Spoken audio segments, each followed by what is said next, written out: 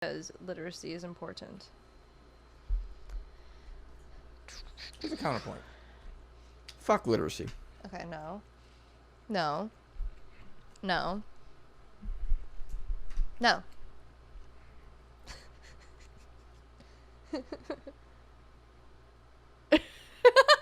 Counterpoint to that. Bitch! All right, Tory, say something. Remember when we were supposed to have a podcast? Podcast.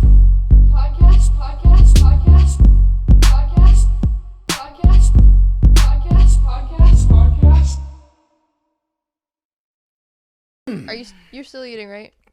I'm good to go. You sure? I'm positive. All right, well, for those of you who just tuned in, you missed the mukbang because Lewis probably edited it out. Maybe I'll keep some of it. Who knows? Ooh. It's controversial and brave. Primo extra content. I don't know if this is really the start or not, but if it is. Cool. Welcome to LEM'n'TEA Podcast, episode number 18. Oh, we're legal age now. Holy schmoly. Oh, boy. That's exciting. What can you buy at 18? A vote.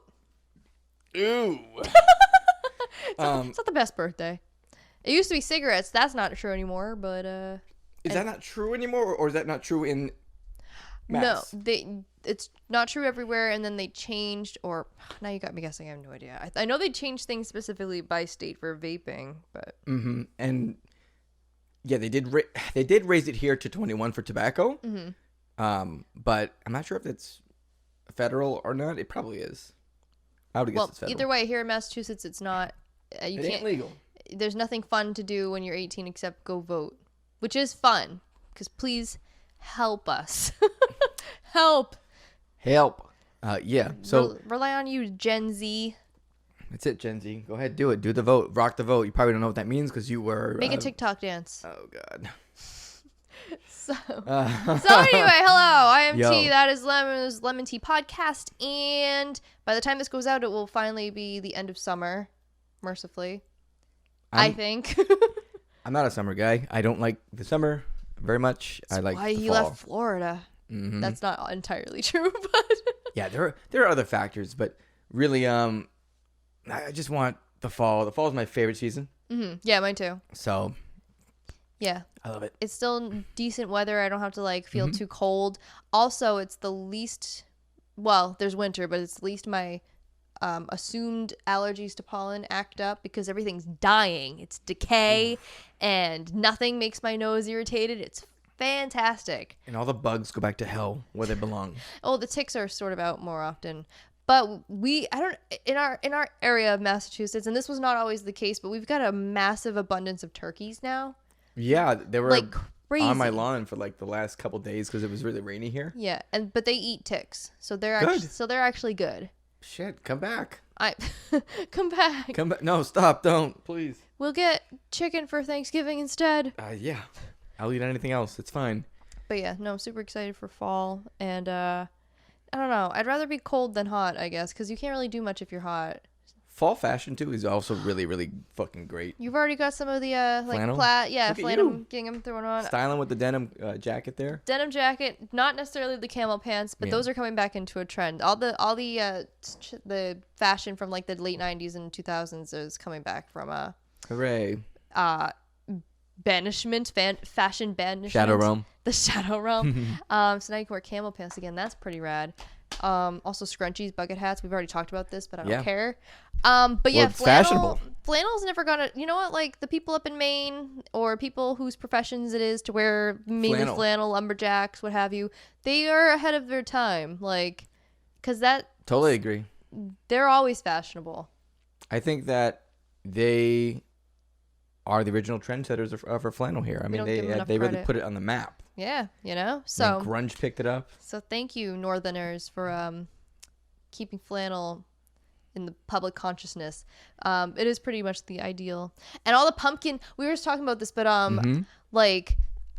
don't want to be one of those stereotypical pumpkin spice people, but I am one of those stereotypical pumpkin spice people. But I don't like the lattes because I don't like coffee. Here's the take on pumpkin spice. It's the actual spice itself, kind of mid, but the shit.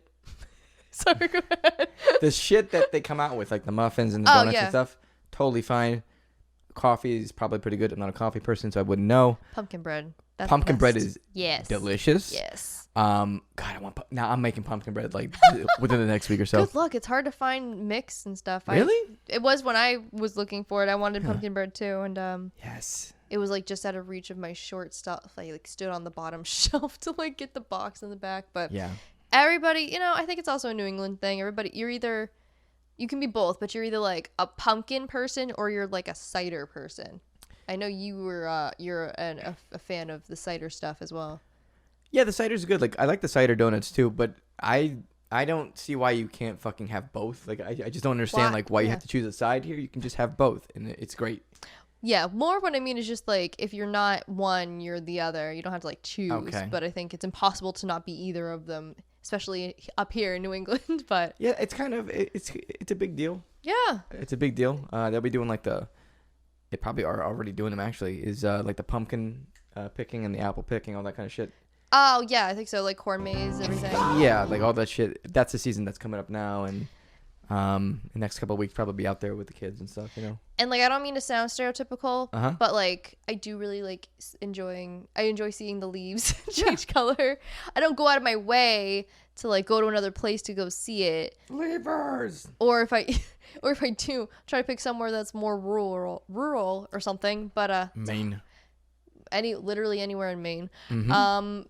But yeah, I don't know, just the aesthetics and the vibes and the kind of like just chill, cozy earthiness of it all. Like I love fall. So. I'm sure that every generation has loved Halloween to an extent. Oh, and Halloween! I forgot about one of the best parts of fall. I feel like our generation fucking just attached on to Halloween and just it never went away for us.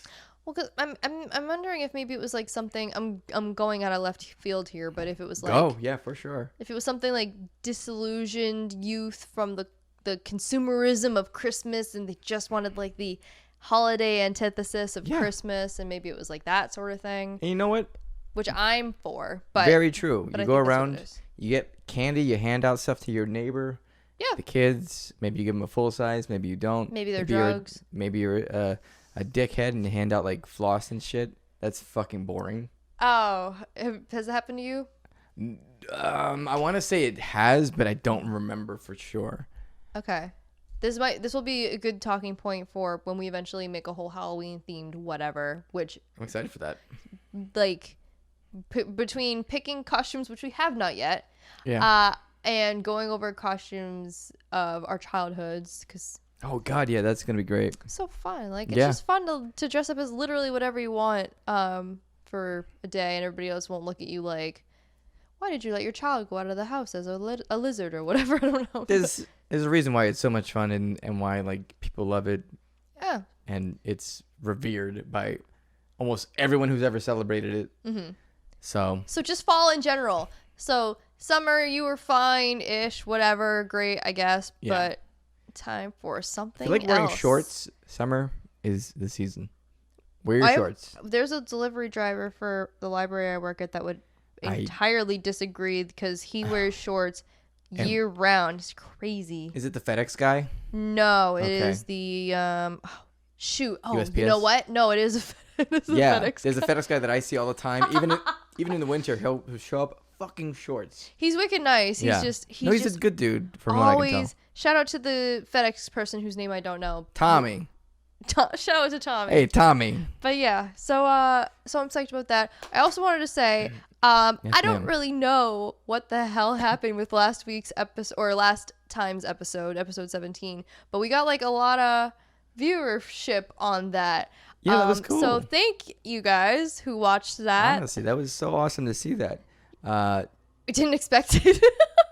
We didn't do anything different. I don't think. Know what we did, but it worked. And if you, not to pimp ourselves out early, subscribe. but I'm going to. Yeah. So if you liked it, please subscribe. And comment. We are posting new episodes once every 2 weeks. And we always bring some sort of chaotic, bisexual, millennial, nostalgic, nerd energy here. any combination of any of those things I just said. And That's a lot of things. It is a lot of things. We are so like multi-leveled. Yeah. So if that appeals to anybody listening or watching or both, please consider subscribing. It appeals to me. Shit, I'm going to subscribe right now. Are you not already? No, I already am. Okay. Yeah. I know. I already am. So. But I did turn off our bell. Okay, yeah. Screw the bell. You don't have to do the bell. Fuck The the bell's bell. annoying. And I've said this at least twice when I complain about YouTube. Sorry, Susan. I'm going to complain about YouTube again. Go off. I still don't understand the bell that's like sometimes notifications. It's like literally. Is that something that's real? Yeah, you I can never heard toggle it. it to always or sometimes or nothing. And I'm assuming sometimes is like you only get notifications for videos instead of like, I don't know, shorts or. I thought it was all or nothing. Or no, they give you a choice of sometimes. It's very vague. But anyway, Wow, not Old Town. click the bell off, please, if you want to. Right. We're not your mothers. I'll keep it on, whatever you want. Yeah. Anyway, so thank you guys, though, Thank you. for real. And what about? Oh, you Hang know on. what? Yeah. Hang on. Before we start, I know that last episode was pretty rocky when we started it, right?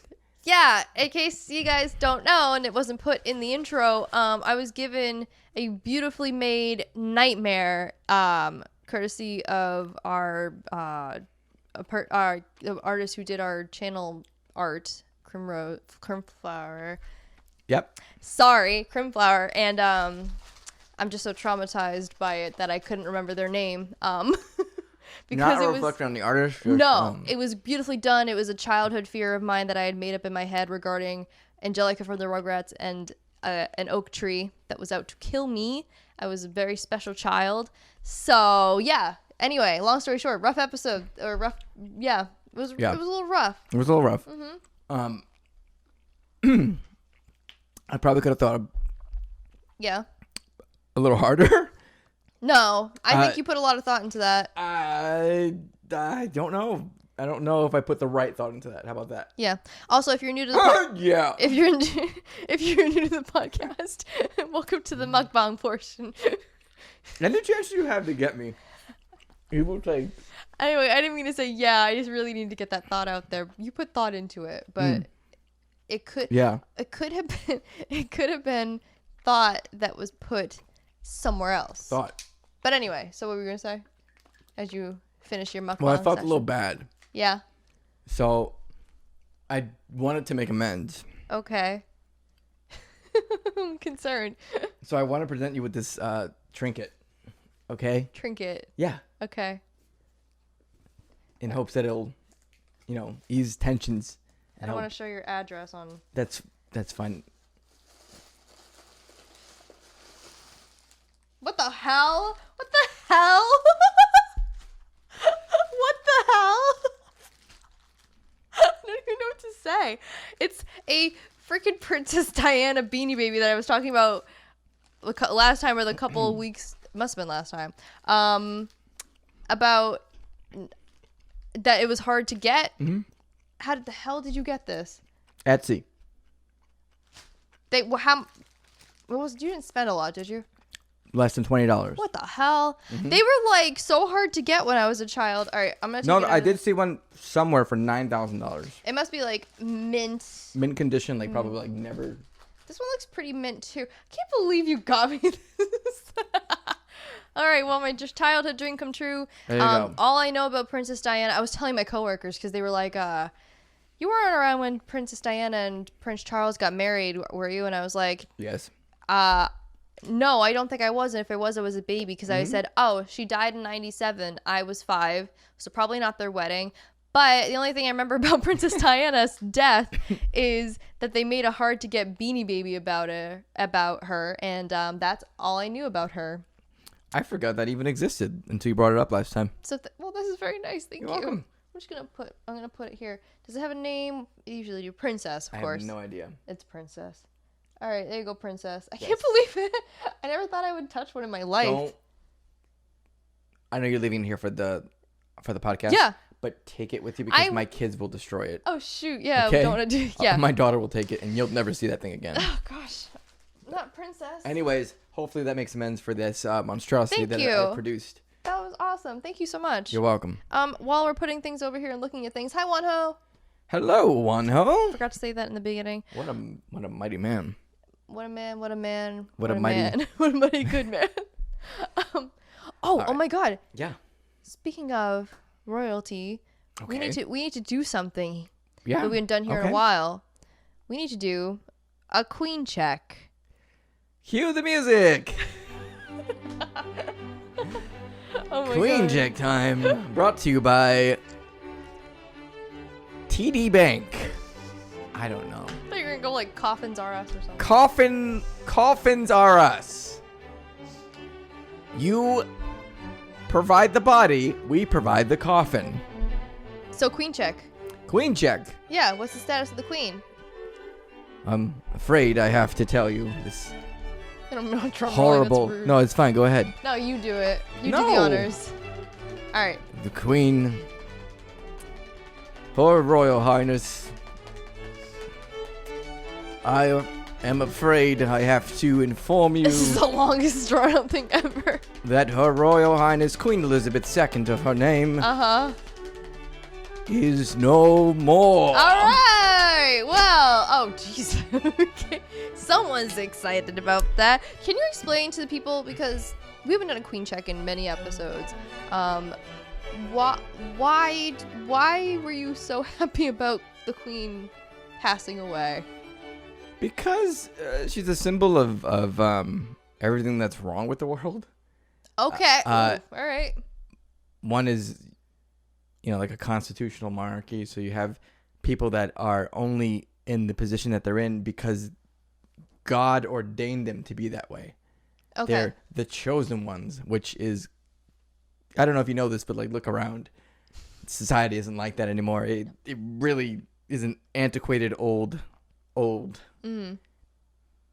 way of governance. Yeah. And I just don't understand how it even exists still. Yeah. Well, I don't know. Places like that and also Japan, they have a pretty similar structure with that. If you already have a prime minister, like, do you also need a monarchy? It's a little weird. I don't know. And also Japan's monarchy is probably going to fall anyway because they're running out of male heirs and they refuse to acknowledge their female heirs when they marry commoners. Yikes. That's so stupid. Yeah, well, that's the Japanese monarchy. So. Yeah. Stupid. So anyway, but like, also, so like Prince Charles is now King Charles. Guy's not even going to last 20 years. I'd be so surprised if he lives. 5. Well, okay, whoa. First of all, he's male. But Prince Philip lived to be almost like 100. Oh, God, that was his dad, right? Yeah. Shit. Yeah, that's what I'm trying to tell you, man. God damn it, and his mom was 96. He's 73, so that's why I'm saying at least but 20. He is. Okay, I showed you the picture of his hands, right? Oh, okay. Are you gonna post that? Yeah, I'll put a for picture the of uninformed. that. Okay. He's got like these bloated sausage hot dog fingers, like humongous. I thought you were exaggerating at first. I had no idea. No, so. no. Yeah. I exaggerate a lot of shit, but that one was actually real. Yeah. But yeah, she's gone. She's toast. She's finished. She's croaked. She's bit the bullet. She's underground. She's worm food. She's oh my gosh. Crow food. She's for the birds. She's her light has gone out. Her candle's been snuffed. Her torch has been Her snuffed. torch has been snuffed. Spoken. The tribe has spoken. So sorry if we, Whoops. and by we I mean Lewis, comes off as insensitive about this. You know, there are people who loved her, like family. I'm not talking about like the people. I guess if they loved her, that's fine. And death is always sad, but also like. You want to ask the Irish how they feel about the Queen dying? I'm sure they are maybe the same as you by that. They're ecstatic. Okay. And now they have to like finally stop printing money with her face on it after 70 years. Correct. Isn't that crazy. The Mint company had such an easy ride with just using the same image. Oh God, this is so fucking simple. This is simple. Yeah. So. But now they have to do that, and they already said that's going to cause a huge financial burden because. Oh, did they have to get rid of all the? I don't know how that works, but I know that they. Oh, okay. Sorry, go ahead. No, I just know that it's going to cause an issue. Because if that's the case, if like they have to take all the ones with the Queen out of circulation, they've really been saving ironically a ton of money for 70 years. Yeah. They only have to like print a batch for ones that are maybe like damaged or whatever, or make up for all the lost change in couches and stuff. Man, they've been getting an easy pass with this. They really have. I mean, impressive reign. I think it's the longest reign Ever. But it's over now. That ride is over. But it's over now. Go on and take a bow. So, yes. So it's done. King Charles, good luck for the 20 years you're going to be around buddy. to rule. 20 years. I'm sure he won't hold it against his mother at all. I heard some shit that he like uninvited Harry and his wife or some shit. I used to care about that, and I can't make myself care about that anymore. Ever since they were like, we are giving up the royal titles, but not really, and we're moving to Canada, and it's like, okay, cool, it's done. But now that it's like this whole big, we're back, guys. Crazy thing. You made me care again, Grandma. Yeah. Granny. So yeah, it's Granny whatever. Liz. Also, Prince Andrew got custody of her corgis. Prince Andrew, if you don't know, in Trigger for assault stuff, he was buddy with Jeffrey Epstein. Oh no. I guess, I don't know, I'm not sure. Like, I think that was only determined really fast because the corgis are living creatures, and so like the actual division of non-living properties and entities. Yeah, but it's like, where do the living creatures that need food every day go? Yeah. And they were just like, I don't know, friggin' Prince Andrew. Prince Andrew. So. God damn. So, yeah, it's been interesting. There's a couple of shops that we have that are like British import places that downtown, are sad. I want to go down there and be like, just throwing confetti everywhere. Okay, what? Oh my god. Did you hear the news? Oh my god. The Queen is no more. That's so mean. Ring a bell. Hey, the Queen has passed. That's so mean. The Queen has passed. That's so mean.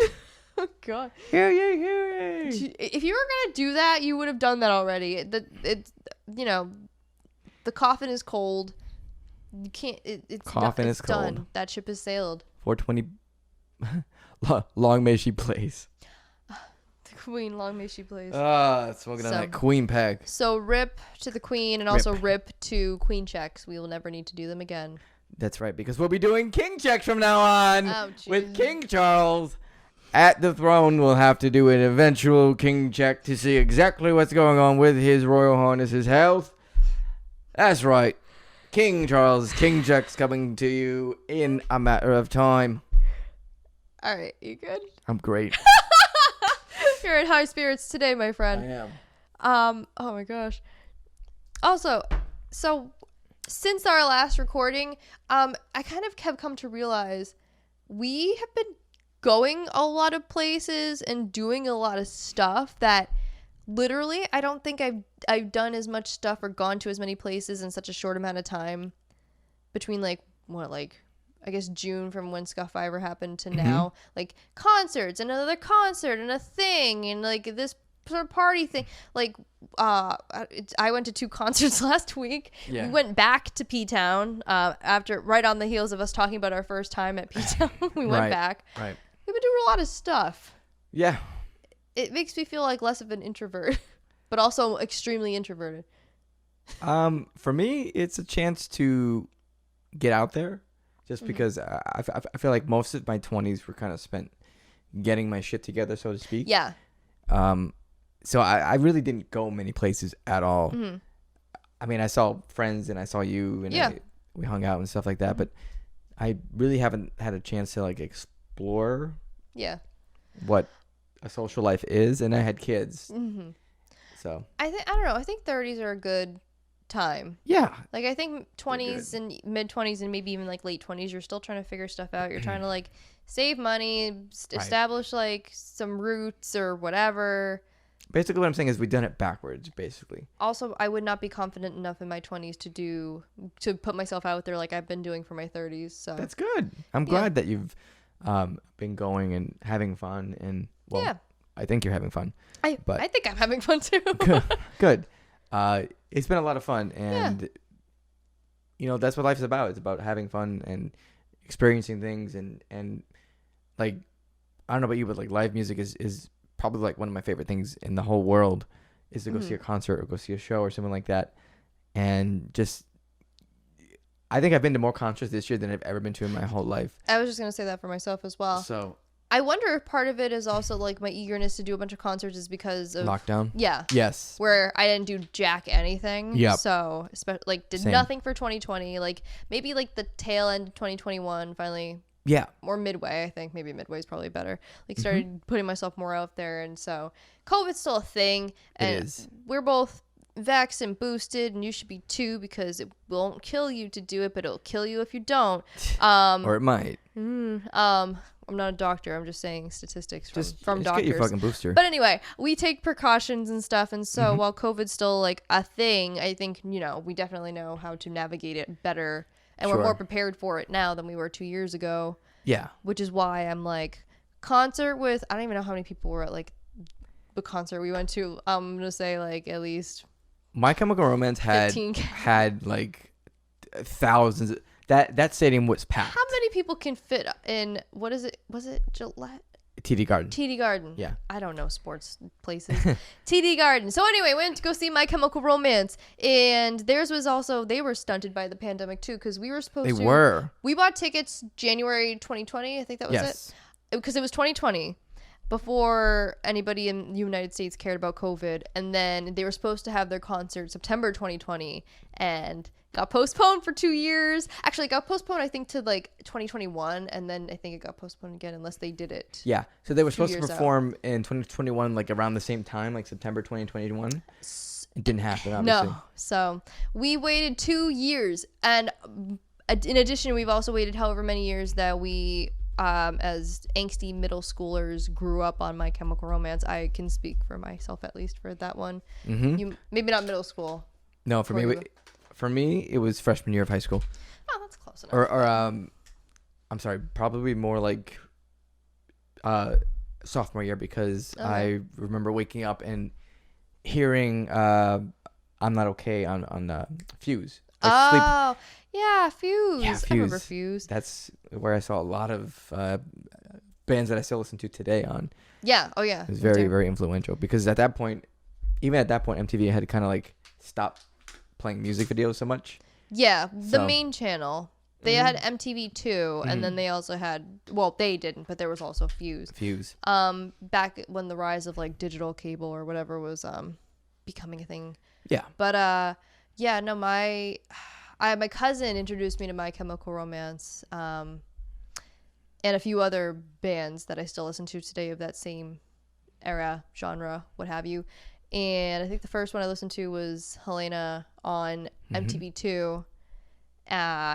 I don't know what it was. It was just something about like Gerard Way's pale face and sunken eyes and black hair, and Yeah. it was like so angsty, and like I identified as a goth in middle school, so I was like, this is what they mean in Hot Topic. Oh my god, I get it now. I understand it. Yeah. But yeah, they're one of my favorite bands. I think they're probably my favorite band, American band ever. Nice. I asked for the Black Parade album for Christmas, this on CD, and I used to have like this portable CD player. I listened to nothing but that album in that CD player for 2 months, so I like that album the most.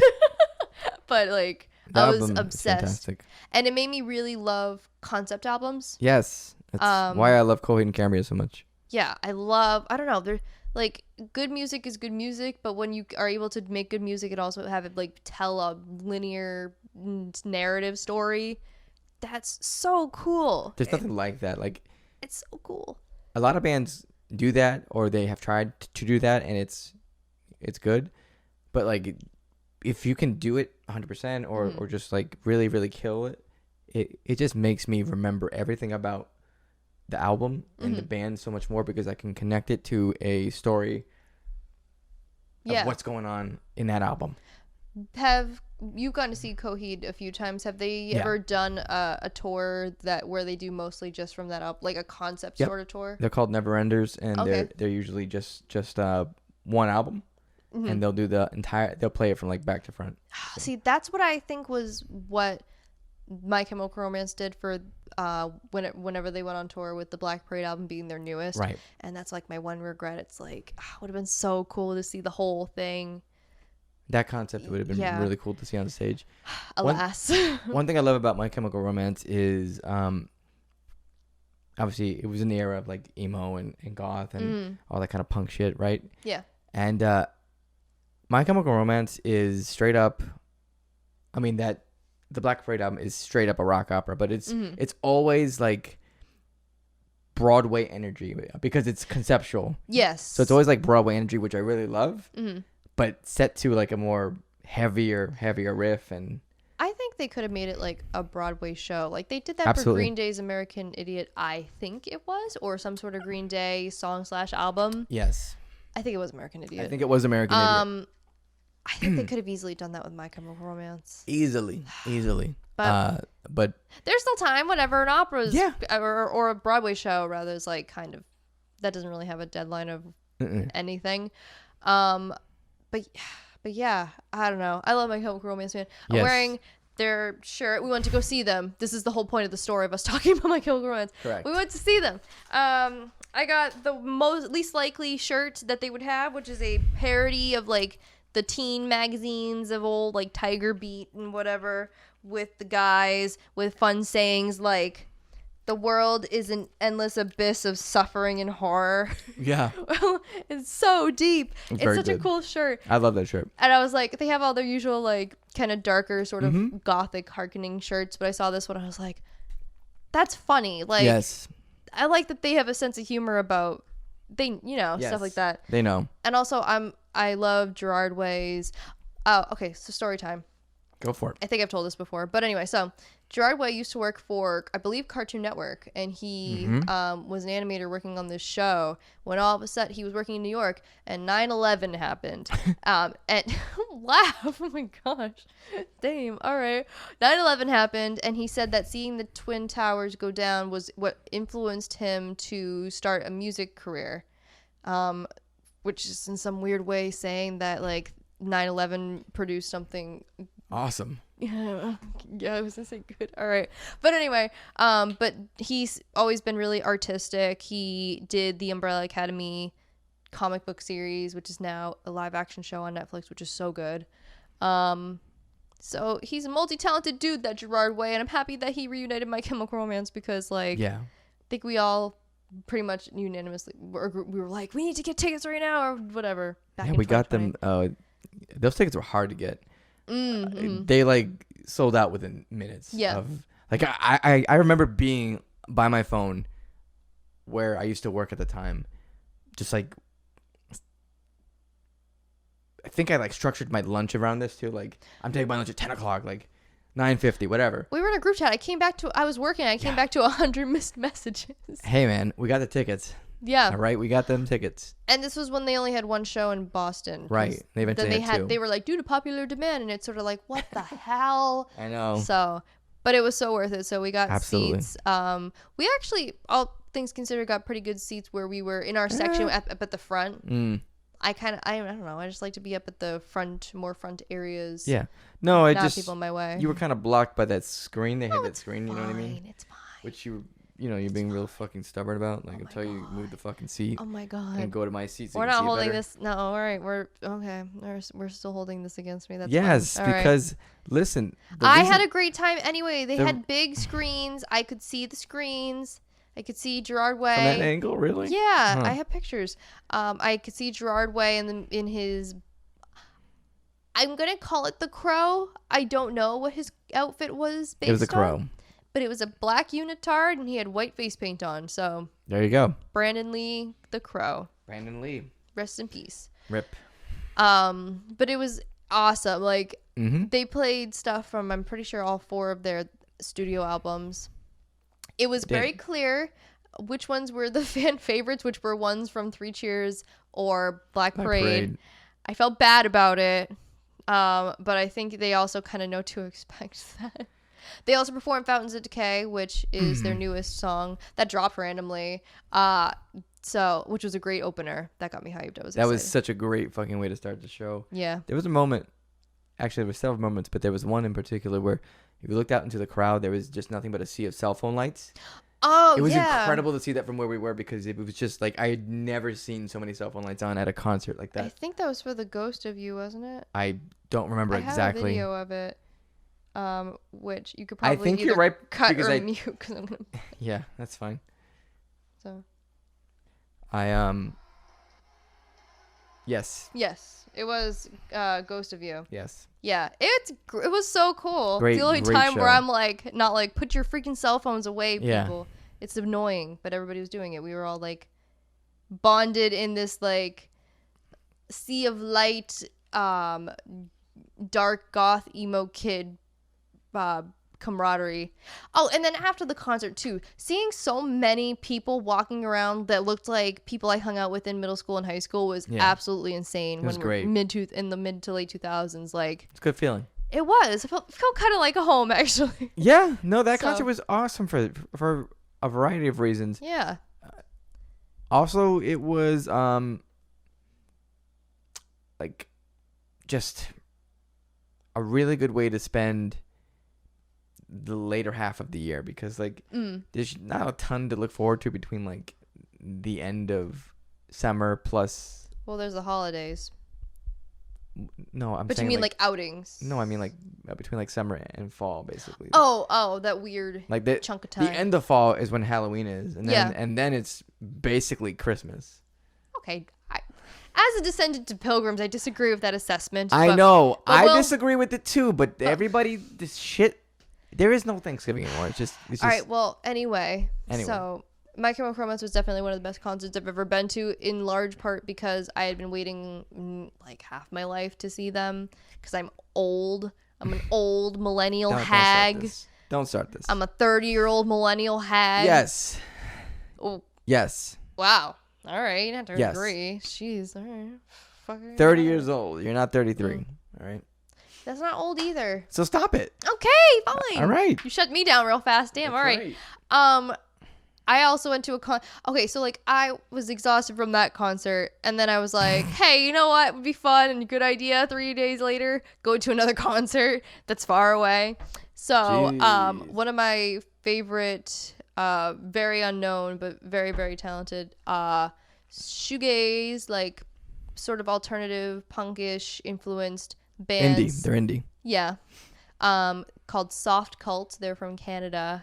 They are twin sisters who I think they were in a band before, but it kind of broke away to do their own thing. And they're like very quintessential, like kind of 90s, which is funny because they, I think, are younger than me. So, but they make like zines and stuff, and they're very outspoken, like sort of Bikini Kill, Pussy Riot, sort of like influenced of that sort of like female rock movement, which is very cool, and they make really great songs.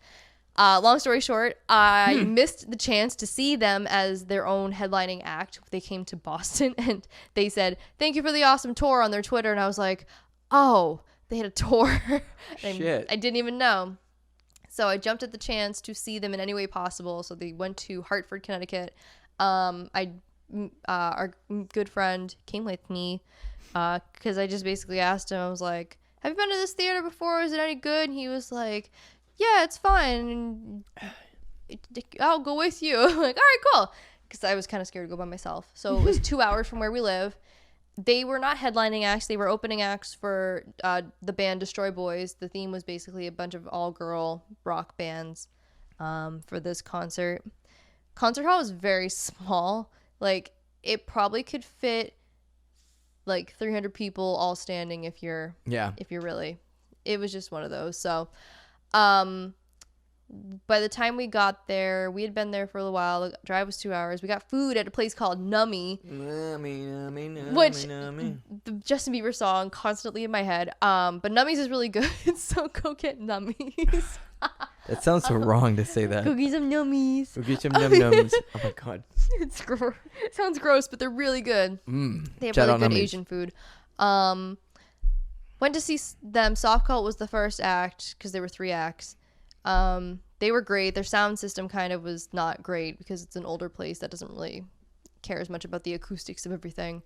And then by the time they finished their 5 songs, I turned around to our friend and I was like, how are you feeling? And he said, good. How about you? And I said, good. And I felt bad about I kind of wanted to leave after them. Because no offense to the other two acts, but like, you know, I'll be honest, I just wanted to see Softcult. So there you go. But then our friend was like, yeah, actually, I was kind of hoping that you would say that you wanted to go because I'm all set too. I was just only here for Softcult. And I was like, all right, cool, me too. So we bought t-shirts and we left. Woo! We spent more time driving and I think an equal amount of time standing in line than we did for the concert itself.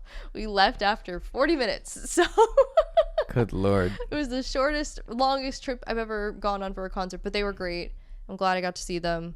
Nice. Another notch in the belt. I will not miss another like actual headlining tour of theirs again, but you should definitely listen to Softcult if like shoegaze sort of stuff is your vibe. I don't know why it wouldn't be. So it is. It's like kind of dreamy, but this one's got like a feminist punch, which doesn't sound great, but trust me, it's very great. No, they're great.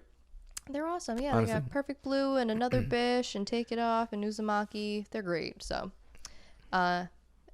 those are our concert experiences. We also put ourselves out there again by going to P-Town again. Yeah.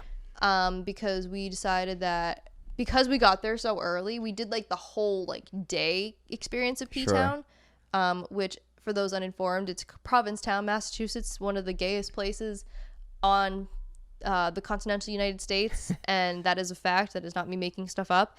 But we experienced the whole like kind of daytime. It's by the water, so it's like kind of a sort of go with the flow, beachy sort of vibe kind of thing. So this time we were there for what? The nightlife. Right. Because as we talked about before, when we were in our 20s, we were trying to get our ish together, and also we're too nervous about being out amongst people in that sort of fashion for like nightclubs and stuff. So where did we go? You know what? I don't remember the name of where we went. I think it was a place called Club Euro. Yes, I think you're right. And it was upstairs in like yeah, they had a lot of some good restaurant. like Yeah, they had a good like Latin music and stuff like that. It was great. It was fun. It was so fun. Yeah. I drank a lot. I don't know, cause I wasn't driving, and you had I fun. drank a lot. Yeah, I was very happy that you had a great time. yeah. I did you have a great time? Yeah. Good. Yeah. So we all had a great time, which was the goal. We're gonna.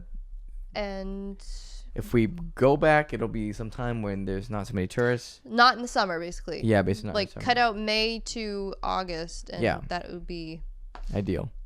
Yeah. So also, yeah, if we could get transport so nobody would have to drive, that would be ideal too. That would be awesome. Oh, like an ideal. Like trip. Uber and stuff, or something at some point. Who knows? It's because P-Town is on the curve of the Cape, so you like the quickest way is to like kind of just take a boat over there and cut through the curve. But otherwise, it's like the boats don't a long drive. They're regulated on certain time schedules. They are. So they'll like leave at 5 o'clock. Yeah, that's what I did once before. So, yeah. So I felt good about this nightclub situation because it wasn't like there were people in there and there was loud music and lights and everything that I wanted, but it wasn't like, I don't know, there's still enough space and it wasn't like wall-to-wall bodies of people because again there's still a pandemic, but doesn't just because I'm comfortable doesn't mean I'm comfortable dancing with people I know close and whatever. So but this was good, I think. So it was great. We went to this party like before this. Remember the white party? Oh my god, that was full of people. Full of fucking people. It was a white party. And I was not prepared for that many people. You were like, yeah, let's go in. They said it'd be fine. I'm like, all right. It was fun. I feel Don't tell bad me it because wasn't fun. we weren't wearing white, but there were so many people. There was a ton of people. There was a lot of like butts. A lot of butts. Oh yeah, like kudos to the summer is great too because that's when you can be the most expressive. Butt wise. Or other body parts wise, within reason. So, kudos to those people for being so comfortable with themselves in that space that is inherently supposed to be a, comfortable, safe space to show your butts. There was also one person walking around with the queen on a stick. Yeah, and also Betty White. Oh shoot, no, that was Betty White. Yeah. Ooh. Yeah. That was a bad mistake. Anyway. Betty White. Oh yeah, duh, yeah, because the white party. Oh my god, I forgot about that. It should have been her. Yeah. So someone was holding up a stick of Betty White at the white party. So, but that was packed. We had fun. Yeah, it was lots of fun from what I remember. Yeah. No. So like, if you're gonna do the clubbing thing, like, scope out places, go with friends. If it seems like a kind of skeevy dive bar place, there are other bars that exist. Don't settle, and be safe and keep your drink on your person at all times. Yes. Yeah, for sure. Or just down them like I did. Yeah. I had like 4 drinks in it was incredible. 6 hours, and that's a lot great. for me. Yeah, it was. Holy crap! Yeah, You were fun. oh good, yay! It was awesome. Hope I'm fun sober too. No, you're. Of course, yes. I remember more of it when I'm sober. Well, it was a blast. I will post pictures. And if you can go to P-Town, just in general, it's a safe, accommodating space, and it is. And like, you will never find another place like this, short of going to, like, I don't know, California or Florida or New York. Yeah, Key West, California, New York, maybe. No, that's all. That's all I got. Okay, perfect. Thought There's I had more, options. But yeah, there's options. Sorry, Middle America. Oh God. Yeah, but it was awesome. We had a great time. Thank you for going. It was a lot of fun. It was. It's been a very action-packed summer, like I said, compared to most. And I think that's the thing that a lot of people have been craving since the pandemic, which is just like... Absolutely. Like that Eric Andre meme with the gate where you're just like, let me in. Yeah. You know what was awesome was I bought these peanut butter cups when I was oh my god, yeah, in P-Town, and they had a little bit of like crunchy peanut butter inside, which I'm not like a huge fan of crunchy peanut butter usually, but it was so freaking good. Yeah, so this actually So good. This came off the heels of our podcast episode talking about nostalgic things, including discontinued foods, such as the Reese's Cookie Crunch Cup or whatever it's called, the thing that nobody ever called it, Crunchy Cookie Cup, where it was a whole Oreo or like chocolate cookie inside of a peanut butter cup. And there's a fudge place in P-Town that does that. The P-Town Fudge Factory. It's like the whole Oreo. It is a whole, like, including the filling, it's a whole Oreo. It's a lot, but it's so good. That is the lot. That's why I think I enjoyed probably like the dark chocolate cup with the crunchy peanut butter, because it was peanut butter was pretty sweet. Oh god, it was so good. Yeah, it was really good. More of it. The food was good too. The drinks are good, from what I remember. The food was good. Remember that place we sat down for like 45 minutes and they didn't give us any fucking water? Oh my gosh, yeah, that was weird. Wasn't that weird? It was like some place with like a drag queen cabaret, or maybe not cabaret. No, they had like a dueling piano bar or some shit, remember? Oh yeah. We passed by there before, and there was a drag queen singing. It must have been for like their brunch. We were sat literally like by the stairs, like workers were passing by us. I don't remember the name of the place, but I don't either. I won't embarrass them. No. Not that they care. But definitely not. We were sitting there. Literally, there were people who were like, there was one person table across from us that had gotten there after us on like this higher rise table, and they got water. It's like, hello. And then we were all trying to like flag someone down, but we're also socially awkward and shy by nature. And no amount of drinks was going to change that for me, unless I was annoyed too much. But we just left. And we found a better place and then a club, so it all worked out. It was great. Yeah. So 10 out of 10 would go back, daytime or nighttime. Absolutely, and it's a different experience. Both times. It's a comforting experience. It is. It's really fucking cool. Go spend your time there. Check it out. That's the only reason why I would go to the Cape, to be honest. The Cape is fucking horrible. It's a horrible fucking place. Okay, finish. But shut the fuck up. But I would go back in a heartbeat. Okay. I would too. I'm sorry. Hey, ow. What the hell? It's for laughing. Sorry. Misfortune. Shout out to Misconception again. We did not see her this time we went to P-Town. We saw her last time, which we talked about. Yes. But she's great. So she's great. She's always great. All right, what we got next? I can't believe you flicked me. I did twice. Yeah. Oh my god. This seems to be kind of the more musically inclined episode, I think. Well, we don't have to even talk about that too. If you want to, if you want to skip around, skip around. If you don't want to talk about something, don't talk about it. Well, we already brought it up, so I'm gonna talk about it. Why? Welcome to. Okay, this was also something that Lewis wanted to do, so we're just calling it, instead of Tory's K-pop corner, Tory's. It's the K-pop corner. Tory's K-pop corner. The LEM'n'TEA K-pop corner. Brought to you by Tory. No. The K-pop queen. No. Oh my gosh. So basically we're doing this because we listened to the BlackPink album. We have thoughts. And remember, there are opinions, and you do not have to take them as anything but opinions, and everybody is entitled to an opinion as long as it is respectful. Mm-hmm. Or at least not being like wishing death upon someone for making something that you don't like or whatever. So anyway, you're listening to the new BlackPink album called Born Pink. Oh boy. It's an 8-track album that equates to less than 24 minutes total, which is already kind of a bummer. But BlackPink's first album was like that too. Their songs are just notoriously short. They're 3-minute songs. So that way they can get played on the radio many, many times. Yeah. It just, I don't know. I wish they were longer. Okay. Some of them like resort to like an instrumental like last 30 seconds. It's like that time could have been spent with more lyrics, but whatever. Or better lyrics. Anyways, the title track from the album was released a little bit ahead of the album. Yes. Called Pink Venom. Yes. Now, this came out around the same time as a couple of other K-pop songs. Now, let's just take Pink Venom for itself, okay? Pink Venom is a single.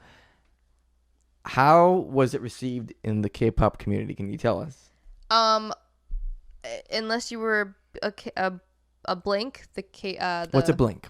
BlackPink's fandom name, which I'm sorry is lazy. It is literally the B from Black and the link from or Black. The BL from Black Yeah. and the ink from Pink and smushed together. It's a Blink.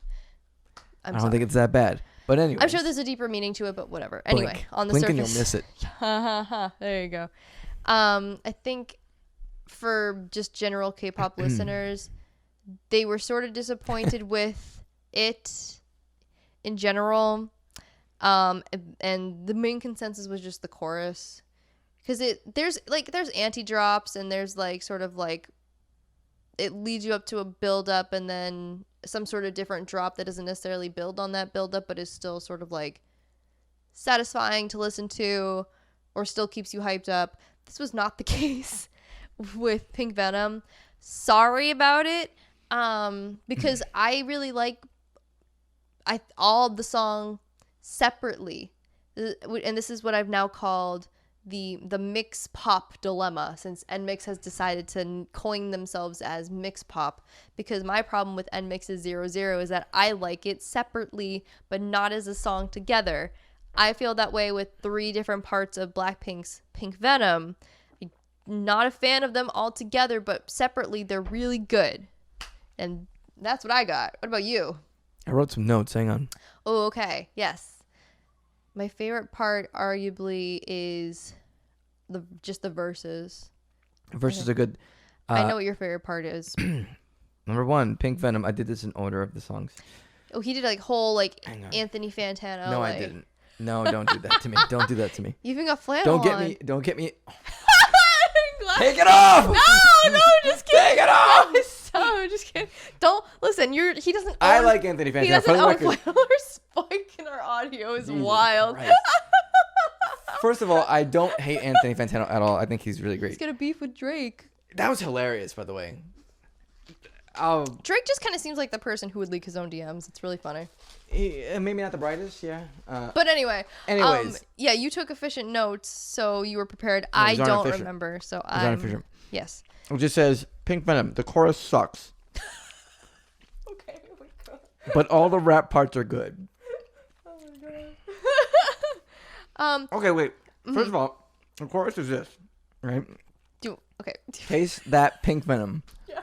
Taste that Pink Venom. Taste that Pink Venom. Get him. Get him. Straight to your Straight dome. to your dome like, whoa, whoa. whoa, whoa, whoa. Straight to your dome like, Ah. Yeah. Not great. Not great. Listen, it's not Shakespeare or anything, but. You know what? That's very true. But you can say that for fucking anything else too. Yeah. Okay. Not great. Here's my problem with the chorus. It's that there's two different girls in BlackPink doing that chorus, and one of them's got a more husky voice. So when she does it, it just doesn't sound. It sounds like it hurts her to sing that high. Mm-hmm. Like, yeah. So I'll just say who they are because there's only 4 of them. So it's Jennie and Lisa. Yes. And Lisa's got a naturally higher voice, and so her turns saying that sound better, make more sense. But for Jennie, it's just because she's like the sub rapper of the group. So they're like, this is not a singing part necessarily. So Jennie, you're on board. But I don't think it was a good fit for her vocals. So that's my Anthony Fantano-esque analysis of Very it. good. Thanks. You want the flannel? I have many more. Flannels. Nah, I'll just stick with this denim jacket. Oh, you should have put on your greaser outfit. That would have been better. That blue denim. That blue denim. All right, so the next one on the album, we're doing a whole little mini review of the BlackPink album. And it'll be short, just like their album was. Shut Down. Do you want me to read it? Sure. What were your thoughts on it? It's all right.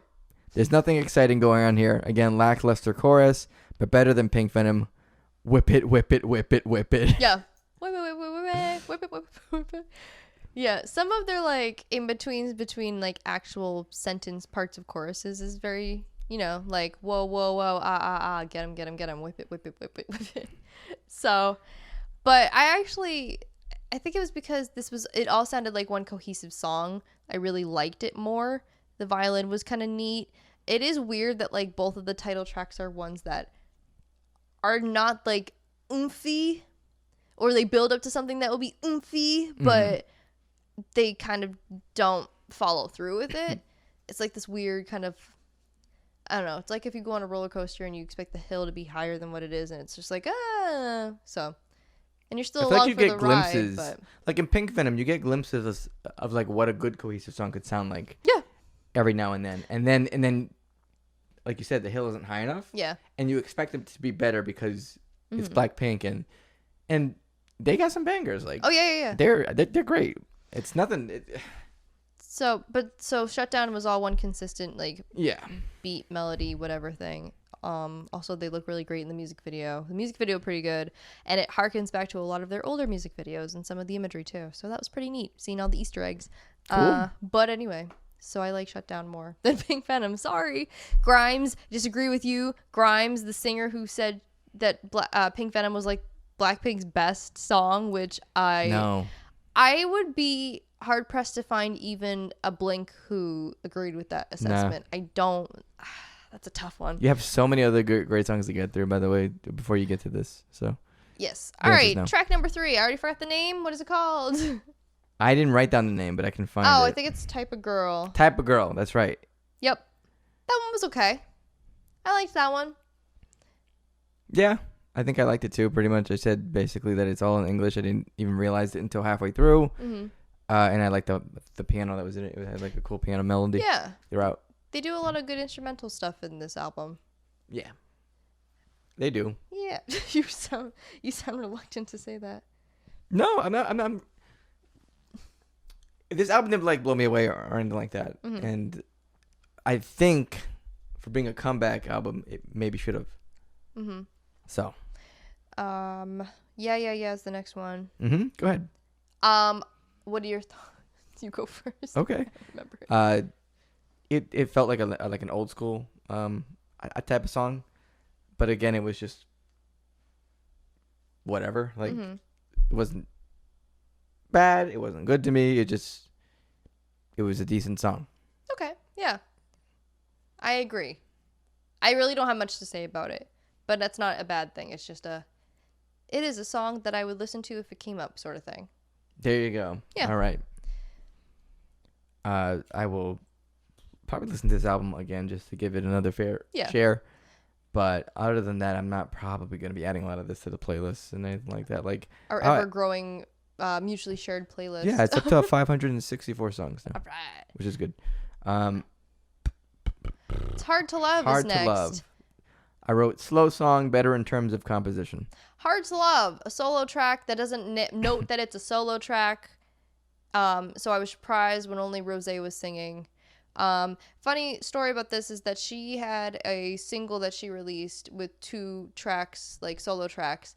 This song on not her solo album and that is not promoted has been her highest charting solo song. Oh God. Which I feel bad about because it's like she spent all this time on her own solo stuff, like and promoted it on shows, and it's like this unpromoted one, but it's actually good. I actually do like this one better than her other 2 songs. She's got a really great, unique voice. She's an Aussie. Ozai. Oi, oi, oi. You'd be surprised. There's a lot of Australian K-pop idols. I think it's easy just because of the distance. Yeah. So. For sure. But yeah, so that's a Rosé solo track. That was really good. That's actually one of my favorite ones, which I kind of feel guilty about because it's a Rosé song. It's not a BlackPink song, but whatever. Take the W's where you can. Yeah. Happiest Girl, I think, is the next song. Yes, I actually really like that one. This was also one of my favorites. Mm-hmm. It was a slow piano ballad. I wrote, I don't think I'm going to like this one. Bonus points for mentioning Rolling Papers. Oh, yeah. So. Not what they meant, but that's fine. Well, that's what it is now. But yeah, it was it's a ballad. It's all, I believe that one's all in English as well. Really great vocals from them all. I think I also liked it because it was above 3 minutes. That also really contributed to my like of it. It was a good one. I don't usually like ballads, actually. So, but that was a good one. I don't know if I really liked anything on this album. I'll be honest. Give it another listen. I think there'd be 1 or 2 that you would maybe grow to like. Maybe. Tally, number 7. The first song that wasn't bad in the latter half. Wow. Wow. Wow. What an opinion. Yeah, no, they're thoughts and opinions which you are entitled to. So the cursing feels very forced. There's a lot of cursing in the song. And that's fine. I usually don't have a problem with that, but this felt weird. There's a lot of cursing, and the fact that most of it was censored is really obnoxious. Cause it's it was censored? Mine wasn't censored at all. Really? Yeah, did you? Oh, shoot. Did you listen to the censored version? Is it uncensored version? I don't think there's a censored version. Yes, there is. What? Yeah. I listened to the one that was on YouTube Music. Yeah, so did I. What the hell? There's 2 versions. What? Yeah, you listened to the wrong one. Oh, shoot. Yeah. Oh, yeah, I see them now. That's why when you were saying it earlier, oh my I'm like, God. what the fuck are you talking about? I just said the one that came up. Okay, never mind. Oh, I gotta listen to this whole thing again. Jesus. All right. Never mind. Disregard everything I said. Good luck. I was going to say that the censorship, where they're saying swears constantly, is distracting as opposed to them just swearing and it not being censored. But never mind, because that opinion is invalid. Yeah. Whoops. So, but I like Tally. However, I think it was more that it interested me because, I don't know. Like, the first half of the song seemed like they could have been, ironically, like a narrative, a cohesive narrative of, like, one, like, same kind of song to me. This song is fine. Yeah. Like I said, first song that wasn't bad in the latter half, which I stand by. But right. Who knows? Maybe that'll change when I listen to it again, probably some other day. Yeah, sometimes it kind of is, you know, if you, it's a slippery slope that, because, like, it seems like you should just like a song after listening to it once. And but that's not how it works, though. I know. Sometimes it does take a couple listens before it grows on you, especially for pop music. Mm-hmm. Like, inherently, it's going to be something that gets stuck in your head whether you want it to or not. So I've had a ton of songs that I don't like, and then I'll, like you'll skip over that song when it comes on. When it comes on sometimes and you don't skip it, or like you forget to skip it and it's actually fire, like that shit is the best. Fire. Some of the best finds I've ever had. Yeah. So there's our unofficial review. Wait, we have one more song. The BlackPink album. Oh yeah, that one. That one was released before, so that I forgot about that one. Ready for Love. It was released for PUBG, I believe. Cool. Or Fortnite. It's one of those. Oh shit, one of those. It's a video game thing. I can't remember. And it was okay. I thought the same. So. Not awful is what I wrote. Not awful, about on par for what I expect from BlackPink. Immediately after the song Talk That Talk by Twice came on, and my night improved. Oof. Let Listen, Blinks are on the internet and they are saying that Talk That Talk is a better song. Wow, you've been lurking Twitter. Better than Pink Venom. Yes, I have. Okay. I go on Twitter every day, so yes. Man's citing his sources. All right. Yeah. So I think the problem too is that the company BlackPink is under is notorious for hardly releasing stuff like timely, like which we'll get into in a minute, but you hate the term comebacks for people who never really left technically. It's not a comeback. I've been here for years. Don't call it a comeback. But BlackPink's company is kind of notorious for, comebacks actually meaning what they mean to you, which is that they do not release stuff every year. There's always a demand from fans about why this is. 21 got the same treatment also. Because 21, for as impactful as they were, not a lot of songs they released. BlackPink kind of going down that same road. I think they maybe now just broke 20 songs that they have total in their 5 years or so of existing. That's crazy. Yeah. 20 songs is not very many. Because their first album was... Because they released 8 singles...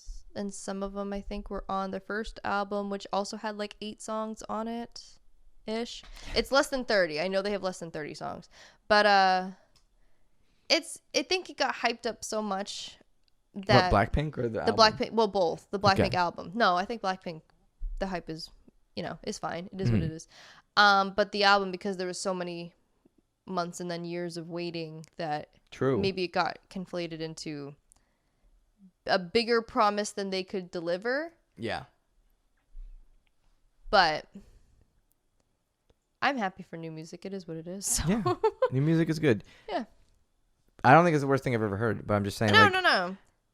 That's I've heard Tank. You can't get ready. You really can't improve that. I just think I expect a certain caliber out of Blackpink. Yeah. And there's a certain production I expect, Mm-hmm. and I didn't see that in a lot of tracks here. Yeah. In fact, I would say probably none of the tracks hit that, except for maybe Pink Venom, but only in some parts. I would still put Shutdown in it, actually. But You would still put what? Shutdown. Sure. I think it was a unique kind of using a violin, and the pace was different for Blackpink, and that made it Also, my opinion is not informed as much as probably yours is, and other people who are in the fandom. There's no I really have come to believe that there's no such thing as an informed opinion, because informed would be for factual information, to have an I don't know. I guess informed opinion means that you know more about what's going on, but it's still an opinion. So even I'm if it's going off of what I informed- hear. So Yeah. what I hear for me is not as good as what I've heard. Yeah. And when that happens, for me, that's a problem, because it's well, your album can have a couple misses, obviously. Mm-hmm. There's always going to be a couple misses, but I think there's more misses here than hits. Yeah. Yes. That's Blackpink. That's all I got on Blackpink. Yeah. So there's a lot of K-pop groups coming back, but why don't we talk about why you hate the term comeback? Okay. Because I've been so used to it being called a comeback for K-pop. If it's an album with a title track, and then it's a re-release of that same album with 2 extra tracks, and one of them is being promoted, that's a comeback to me. But that's definitely apparently not to you. No. So why don't you explain No. your position? Because if you're an artist and you make music, let's say, right? Mhm. Most artists try to produce an album at least once per year, one album per year, if they're active, Or right? 2 years, yeah. That's a typical time. Mm-hmm. Go beyond that, then that's a comeback. Okay. Blackpink is a comeback because they haven't released an album in quite 2 some time, right? years. 2 years. That's a comeback. Mm-hmm. But other groups that had an album earlier this year, and then they come back in October, that's not a comeback. That's so funny. Your perspective is interesting. Only because K-pop is so fast moving that even a couple months in between, that's where my mind is if they are coming back with new music, I'm it's a comeback. Even though I understand now from you that Western music does not operate that way. There is not promotion of the same song every single day or whatever. That's not. Oh no, that shit's insane. So that's why I feel they can get more mileage out of the same song. Maybe. we have a lot of repetitiveness in Western music too. Like there's a lot of repetitiveness, just like there is in Korean music. But Korean music takes from American music, so it's the same shit. Yeah. Right. But typically, like, you make music, put out an album. That's great. Next fall, you put out another album. Yeah. Whatever. It follows like a pattern. It's not always the fall or the summer or the winter. And then they do tours also. And then they do tours, right? So they do a ton of tours. But it's not like so rapid fire as K-pop groups do it. And K-pop groups, I think now, they used to promote their singles for a few weeks. I think now it's only maybe 1 or 2 weeks, which may be COVID related. I'm not sure. But that's why it's like so it moves so quickly that even a couple months is considered a comeback to me. But I completely understand your position on why to the rest of the world, it's really, I guess, probably not that. So K-pop has the disadvantage of putting companies in charge of men, women, you name it, that are young, youthful, ready to dance and sing, and they have to get as much out of them as possible, right? Yeah. Regular artists, yeah, that's the same for regular artists too, but it's not pushed to that extent. Like K-pop is like, yep, we got this going on, you got to do this, you got to do this, you got to do this. Yeah. It feels like they're trying to get the most bang for their buck. I think so. So I mean, there's also the added pressure for Korean men who have to serve in the military for 2 years to debut younger, so you get more out of them. So, I'm perfectly aware of what goes on in the K-pop system. I understand it. It's not great, but it's not the only country that does that. That's not a great justification, but people always like to shine a spotlight on K-pop and be like, look at how regimented it is, and they don't get the childhood or whatever. Meanwhile, you got people like Jeanette McCurdy who also didn't get a childhood. It's not limited to just the Korean it's show business scene. Yeah, it's everywhere. It sucks. It's not good. It's not justification, No. but it's my way of saying it's not just Korea. Nobody here is defending that, but it's something that is the practice around everywhere. Yeah. But my point was not to highlight the fact that K-pop should have a spotlight shined in it for that reason. It was just to say that I think Western artists probably a lot more time to breathe and create. Yeah, I think K-pop is like we've written the songs. Like here's not always, but like here's a group, here's your songs. Learn this part. This is what you do, right? Yeah, unless you're Big Bang, and then they take 4 or 5 years to. Yeah, but they're also to breathe. They're also like they're older and more mature. They're older, different. More mature, different. They write their own music. G-Dragon is super heavily influenced by the West. Yes. So like he kind of adopted that mindset, I think, for his songs. Yes, he was also busy being an ambassador for Chanel. So there you go. Priorities. He's got projects, right? And that's something that happens too. Like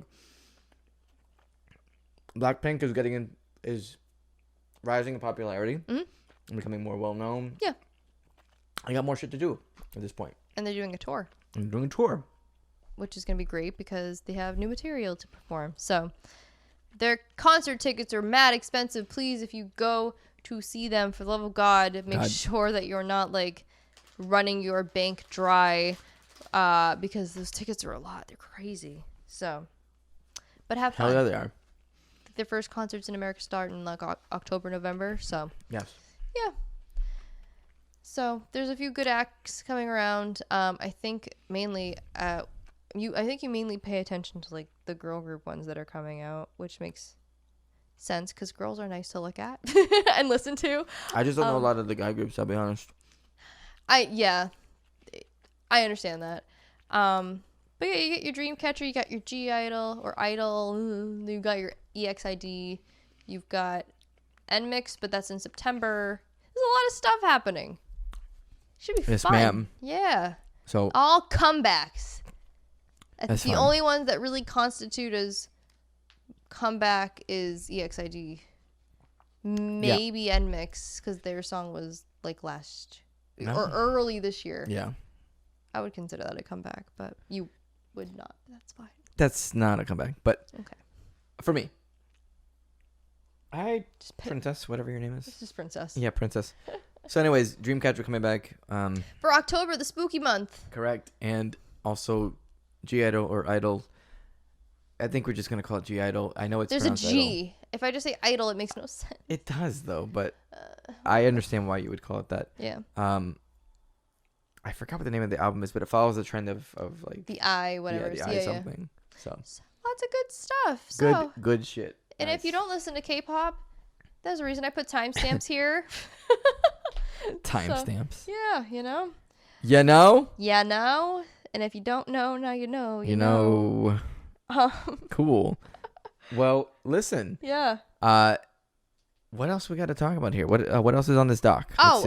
Let's talk about the obsession that your wife has introduced me to in the show Hell of a Boss. Hell of a Boss. What is that? Hell of a Boss is created by a YouTuber, I'm assuming a production company named Vivzy Pop, and it's basically I never watched Happy Tree Friends for as much of like a little goth kid as I was, but I'm told that it's basically in the same vein of Happy Tree Friends, where it's like sort of it's very stylized animation. It kind of reminds me of like Invader Zim. Yeah, it's in fact, one of the voices is Richard Horvitz, who is the voice of Invader Zim. And one of the voices is also of YouTuber Brandon Rogers, who does really good in it too. It's basically about these little imps who are in hell, and they have a company to contractually kill humans. Yeah. With an agreement from an owl demon who has possession of a book that can take them between the human and the demon world. It's really cool, and it's like unabashed like gore and swearing, but it like within reason. Like it's not just to do it just because. It's not like it's not like the Ren and Stimpy adult party cartoon or whatever. Where it just did it for the sake of doing it, but it does it because it's in line with that sort of thing. They're in hell, like it's sinful. There's a lot of debauchery. It's a lot of like hedonism, right? Yeah. So like that's the theme, and it's violence. A lot of horny demons that plays a big role in the entirety of the show. And horned demons. Also, apparently, like. Something Ashley told me, which was pretty cool, is that all the female demons have black horns with white stripes, and all the male not demons but imps have white horns with black stripes. Yes, so it's pretty neat. Yeah, and that means that there is a canonically trans character, because there's a character who looks and identifies as female but has male horns. Yep. Which I thought was really neat, actually. So yeah, that's really cool, and nobody even talks about it. Like it's just treated as is, which is even better, because it's not like the focal point of any episode. It literally just happens, and you're like, oh shit, that makes sense. Also, this show is gay. There is a gay character. There's the aforementioned trans character. There's a pansexual character, and there is a, I'm going to assume, bisexual character. Yes. In Moxie, who is my favorite. I love Moxie. That's the one voiced by the voice of Invader Zim. There's also Moxie's one half of the imp couple, Moxie and Millie, who are... Can we just say how fucking wholesome? They're so wholesome. Like, I love them. I'm saying like shows that are on primetime television have like really dysfunctional couples, and this show that is on YouTube with warnings saying this is for 18 plus people only, with a lot of like violence and like adult themes. They are so like G-rated wholesome, bordering PG. There's some parts. They're definitely like one of my favorite animated couples. Yeah, they're great. They just love each other. It's adorable.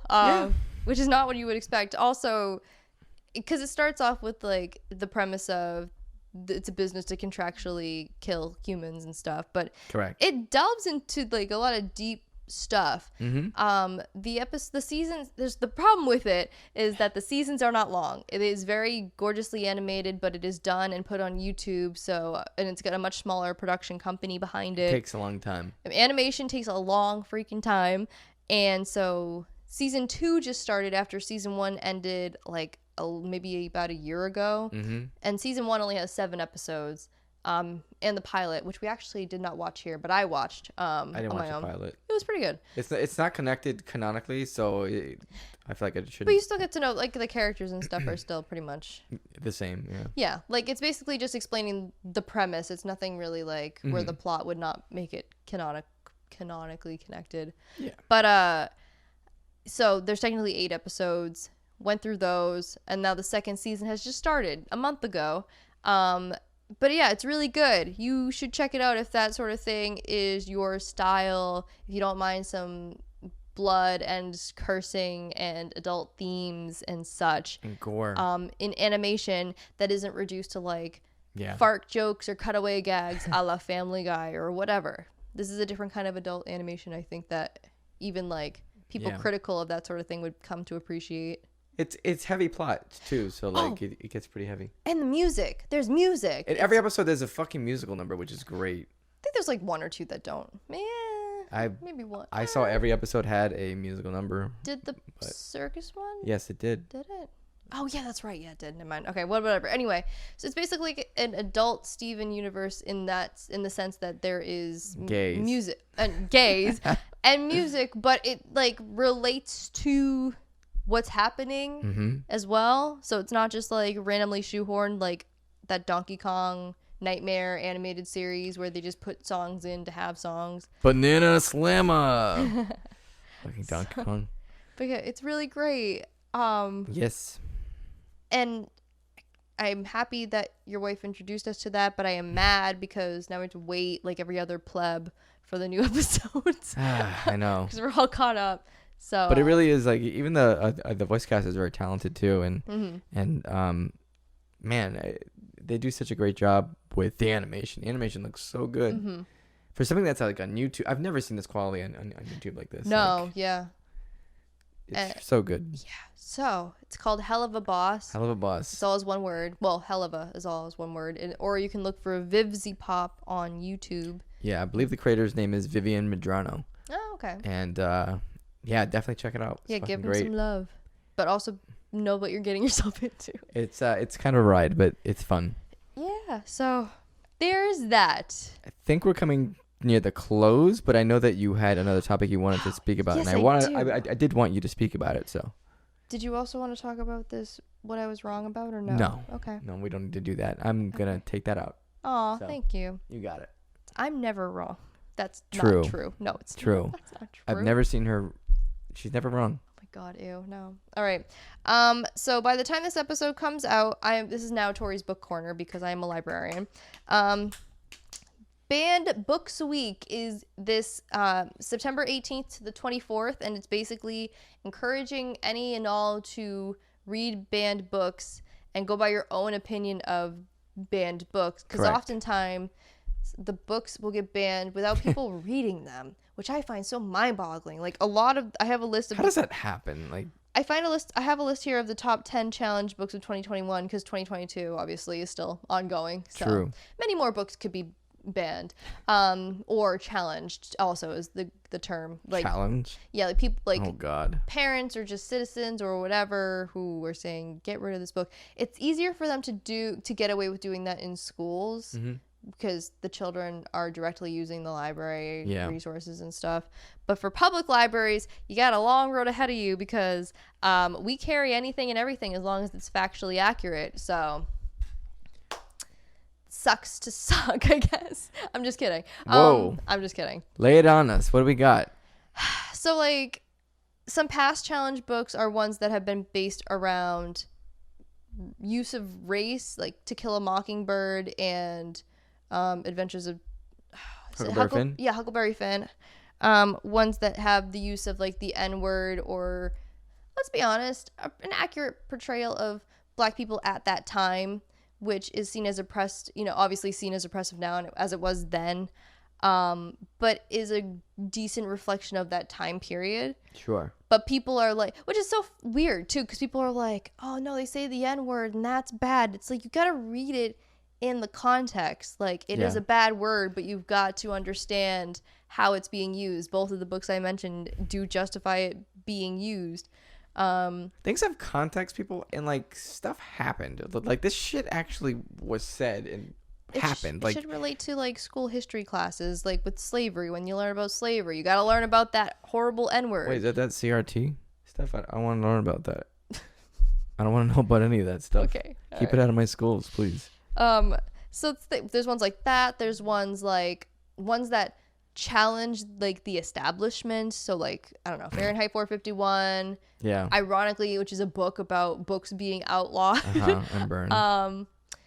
The Hate You Give, which is a more recent one. It deals with a black girl who sees her friend who's also black get killed by police, and she becomes a witness for that whole trial against the cop, and so it was considered very like anti-cop and stuff like that, even though it came out it came out around the time of like Eric Brown and like after Trayvon Martin, but like before George Floyd, so right in the thick of when Black Lives Matter was starting to become a thing. And so people just saw like anti-cop, but again didn't really get what, you know, the perspective. This was a book written by a black woman, like it was always in a contextual space. Experiences are real, people. Like, come on. And then one of the most challenged books for witchcraft, I bet you can't guess what this one is. Is it Harry Potter? It's Harry Potter. That one's been banned from a lot of schools that lean more toward a Catholic side for use of witchcraft. Because fantasy, even though it's not real, cannot exist in schools as what it is, which is fantasy, but whatever. And then finally, the most challenged books that have been around thematically recently are ones involving LGBTQ plus people. Yeah. Which, I don't know, ever since like 2016, I don't know, there's just been something about, and even a little bit before that, there's been something about the uprise and challenges against LGBTQ plus content. Really? I wonder why that's happening. Oh my goodness. So, challenged books, the difference is just if whomever challenges the books being in a library. Banned books are if the library agrees to not have them in circulation, which in public libraries rarely happens.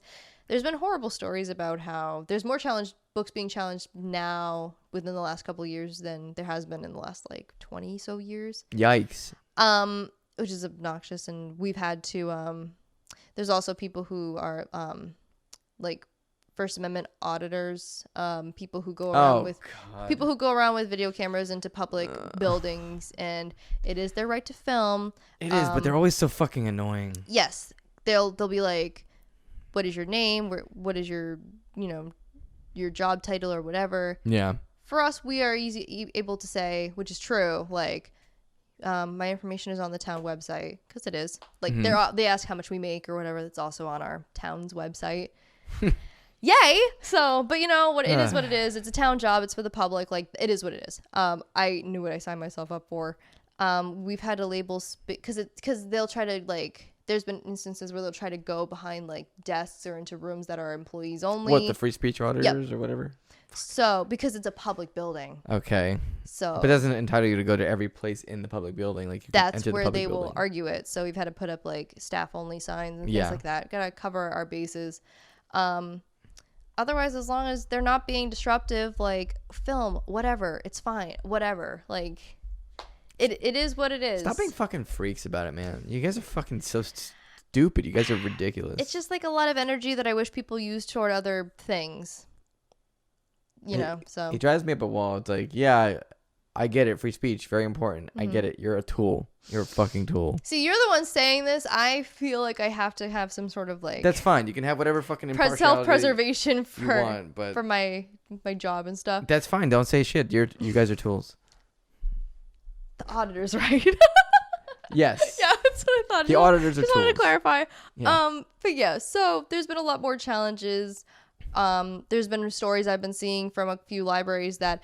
Oh, some stupid libraries, I think in Michigan, or stupid town that said that they did not want to keep funding the library, so their library shut down because they forgot that the library is a like town public funded place, and they were like, "Oh, I didn't know that it would get rid of our use of the library." It's like, yeah, dipshit. Oh my god, Patty, damn. go do some more research or something. Jeez, like.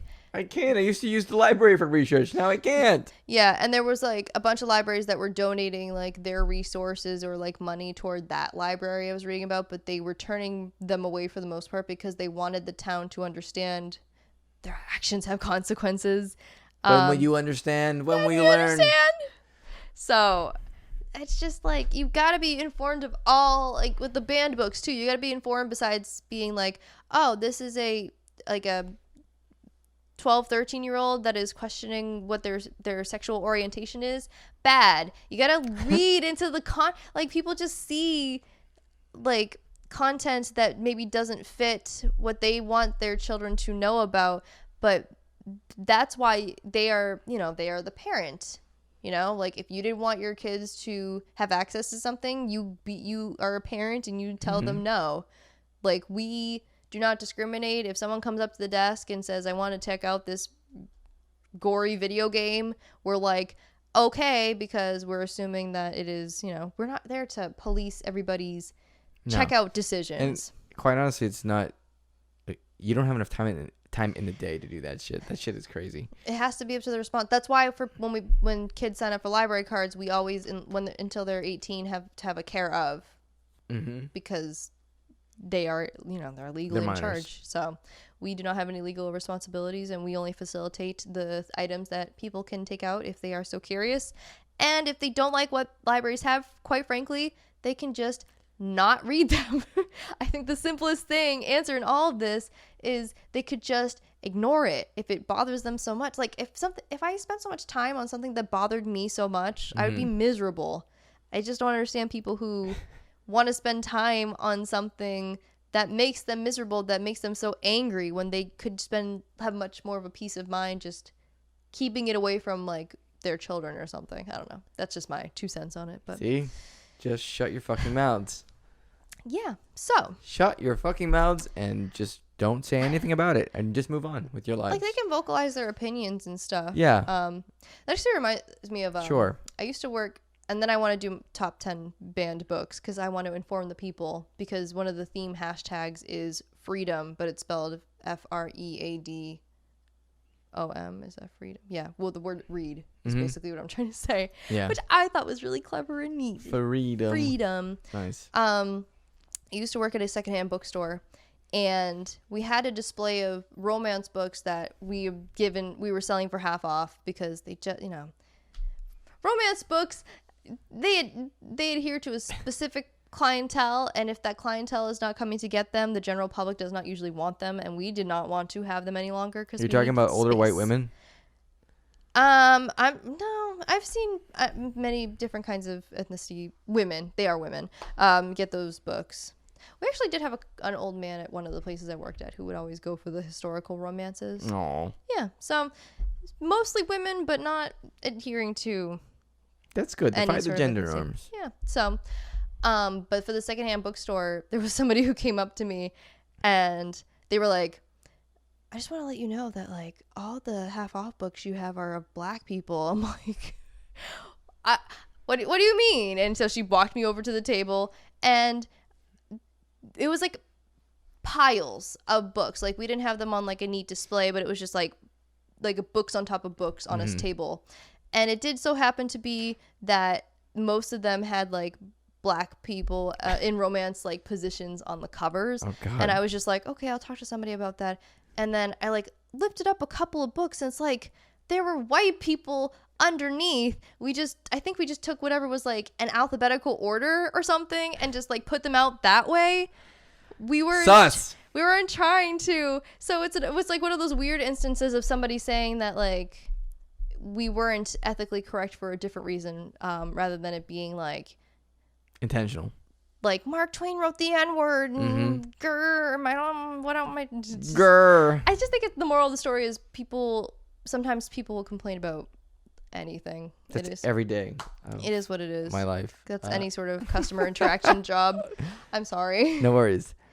Okay, let's get to the top 10. All right, cool. Most of them have to do with, surprise, LGBTQ plus themes. Yay! Yay! Number 1 for 2021 was Genderqueer, by Maya Kobabe. It is a graphic novel that actually we have at our library. It was Banned, challenged, and restricted for LGBTQ plus content. In Florida. I mean, this is worldwide, so. Mr. Worldwide, Mr. 305, Miami-Dade County. Number 2 was Lawn Boy by Jonathan Evison, who I think this is a young adult book. Banned and challenged for LGBTQ plus content, and because it was considered to be sexually explicit. 2 for 2. Also, for like young adult content, this is literally the age they should be learning about the birds and the bees. For sure. Like, it's gonna be in some books. It's not gonna be. Would you rather learn it from a book or from your parents? But also in You know the YA answer. books, they're purposely not explicit with sexual stuff. Like, it is talked about, and if it's talked about, it's very bare bones. It's not like a romance novel where it is like Explicitly the flourishes detailed. of fornication or whatever. Like, Ooh, that's a good romance title. the The Flourishes of Fornication, Part 1. Oh my god. Ew, no. But yeah, YA stuff is usually done very tastefully. It's not smutty. But any sexual themes, people for some reason think that teenagers are too young to read about in fiction books. So Correct. number 3 is All Boys Aren't Blue by George M. Johnson. Want to guess what this has to do with for a title called All Boys Aren't Blue? All Boys Aren't Blue. I don't know. Banned and challenged for LGBTQ plus content and profanity, and because it was considered to be sexually explicit, which I don't know, probably not. Number 4, Out of Darkness by Ashley Hope Perez. Banned, challenged, and restricted for depictions of abuse, and because it was considered sexually explicit. That's the other thing too. Like, real life situations can be used as inspiration for fiction. Some people do get abused, like, and that's really crappy to know, but it is in real life. You see it on the news, like. You guys realize that, like, people write about stuff that they've experienced or know about. Like, it happens all the out time. in the stratosphere. Yeah, it's already in the news. It's like, already happening. The news is fucking far worse than any YA book you'll read about transgenderism. Yeah, if you're seeing it on the 7 o'clock news as your family's having dinner, you can read it's about normalized. it. I mean, it shouldn't be, but the conversation around it should be normalized. Number 5, The Hate You Give by Angie Thomas. This was the one I was talking about the girl who witnessed her friend banned for profanity and violence, and because it was thought to promote an anti-police message and indoctrination of a social agenda. Okay. Number 6, one of my favorite books by one of my favorite authors, The Absolutely True Diary of a Part-Time Indian. Very old book by comparison. Sherman Alexie, banned and challenged for profanity, sexual references, and use of a derogatory term because he's an Indian. I'm not going to say what I believe is the derogatory term they're talking about, but it would be for Native Americans. So there's that. Oof. But Sherman Alexie's whole thing is that he is also a Native American, and he writes about a voice that is not often heard of in fiction. So Yes. from that perspective. So also, I'm not defending Sherman Alexie because he's done some not great things in his real life, but his writing is very, very beautiful. So I stand by that. Anyway, Me, Earl, and the Dying Girl by Jesse Andrews. It is what it sounds like. There's a movie about it too. Banned because it was considered sexually explicit and degrading to women. Good Lord. I don't know about that, but number 8, Bluest Eye by Toni Morrison. This is also an old one, and she's one of my favorite authors. And it was banned, trigger warning, because it depicts child SA and was considered sexually explicit. It's pretty brutal. I had to read it in 10th grade. I don't know whose idea that was. Oof. I was not prepared for that. But that's no fault of Toni Morrison's. It's actually an adult book anyway. It's not a YA book. So, but she's one of my favorite authors, and she was a really great voice for Black literature and the Black perspective, and just wrote really beautifully. Number 9, This Book is Gay by Juno Dawson. I wonder what it's banned for. Providing sex education and LGBTQ plus content. Oh boy. Have you seen a theme? And number 10, Beyond Magenta. Take a guess. Gay? By Susan Cucklin. Banned for LGBTQ plus content and considered to be sexually explicit. So, good Lord. If you're interested in learning more, it's on the ALA website, and their list for 2022 will be out in 2023 when all the votes are tallied and we see who the winners of the top banned books are. So exciting. I think this is one of the few times I haven't seen Harry Potter on there. But I think that might also be because maybe if there's some sort of fallout from J.K. Rowling or something, and maybe not many people are interested in reading Harry Potter, or maybe people don't care as much anymore. Wouldn't that be nice? It is something that needs to die. And I say that as somebody who was pretty big into the fandom at some point. I think it's fine as a book that people read. People can disassociate the art from the artist. Just don't support her future works if you really feel that way. But Harry Potter's been out before her views came about. Yeah. I don't personally see a problem in supporting Harry Potter-esque things, and if you even want to support her works afterwards, that's your prerogative. Because the whole point of this is that I don't think anybody should be dissuaded from reading what they're curious about reading. So yeah, even if the person is a turd. So there you go. turd. Whatever. Anyway.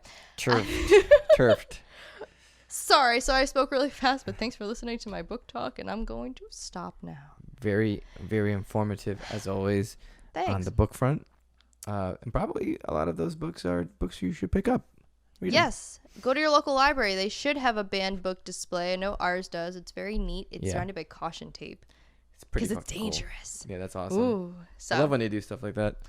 Yeah, and it's also like, I don't remember if we talked about this on the podcast, but an author who wrote a book based on like the Quran, Salman Rushdie, he got attacked on stage and stabbed, and I'm pretty sure he's still in recovery and stuff, but he wrote the book The Satanic Verses in the 1980s, and ever since then certain Middle Eastern countries have literally declared like his head like a bounty, his death. So there's all this sort of thing is, it's important to get these books sort of exposed, or also if you challenge them this much and they gain some media attention, guess what? The books are going to be taken out more. Satanic Verses like shot up in the book sales in Amazon. It's the best way to combat like something that you don't like is to not give it attention. Yeah. What's worse than something that like you don't, if you're publicly making it clear that you do not want this book to get attention, the worst thing you can do is publicly declare that you don't want the book to get attention. So I think you're right about that. Read what you want to read. Yeah. Form your own opinions, and best of all, read. Just read. Yeah, reading is read more. Fundamental. It is. So LeVar Burton told me that. Butterfly in the sky. Love that guy. All right. So that's all my rant about books. All right. I think that's going to probably wrap it for us at this point, because we're I think so. Approaching the end here. Yeah. Is there anything you'd like to say at the end? Anything that you want to say as a final message, or like a final thought that you might have? Final thought always makes me think of Jerry Springer. That's exactly what I'm channeling that right now.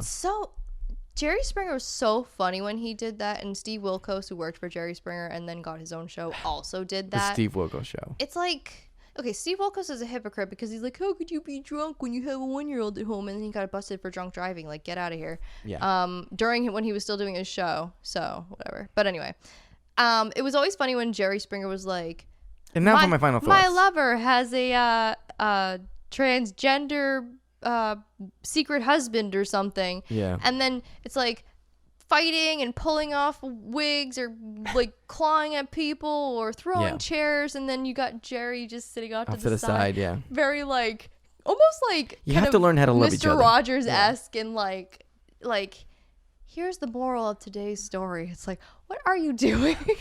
Love comes in all shapes and sizes. Yeah. Yeah. That was his thing, man. And so do you have a final thought?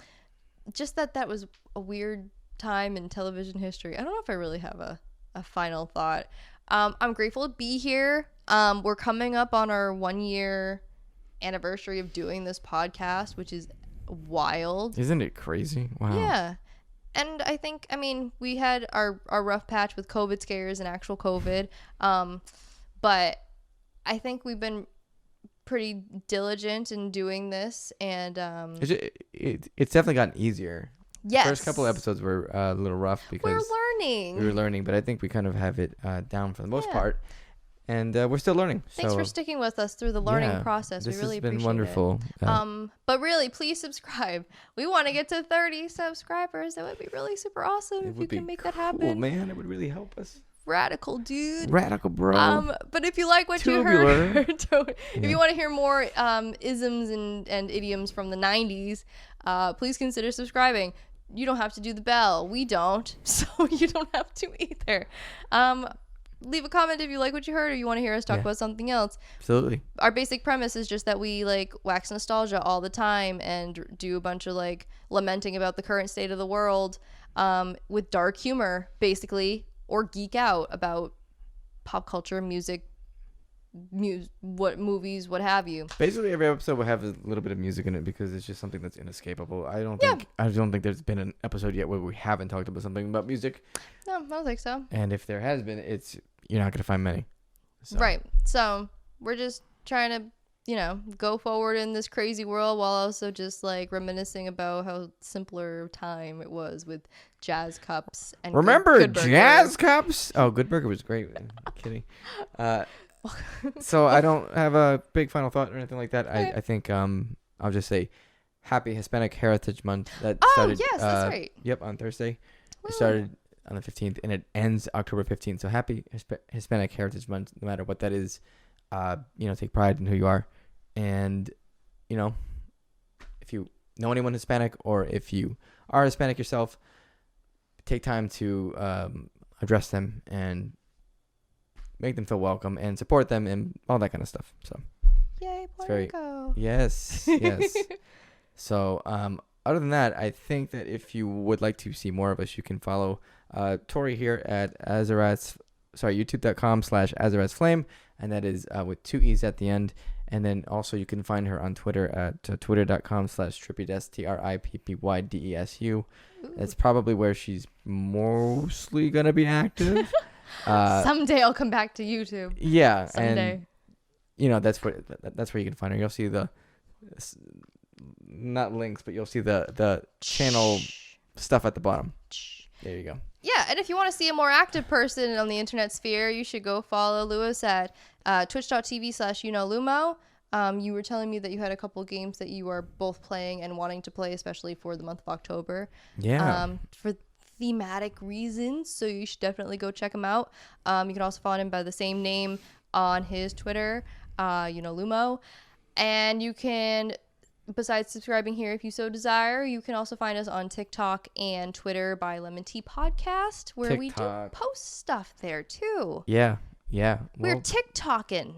I feel like we need to probably post more TikToks. I know. But it's a good place to start. TikTok and roll, man. Yeah, we gotta make more content for the talk. For the talk of the town. I'm a millennial, so I don't know TikTok as well as those Gen Zers. Yeah, it's all a learning process. So thank you guys for listening or watching. And you'll see us or listen to us next week. And goodbye to Diana and Wonho. Diana and Wonho. Princess, not Diana. Princess. Yeah. Goodbye, Wonho. It was great to see you again. Always. Bye, everybody. Have a good night. Bye. See ya. Yeah. It's very hot in here. You say that every time. It is very hot in here.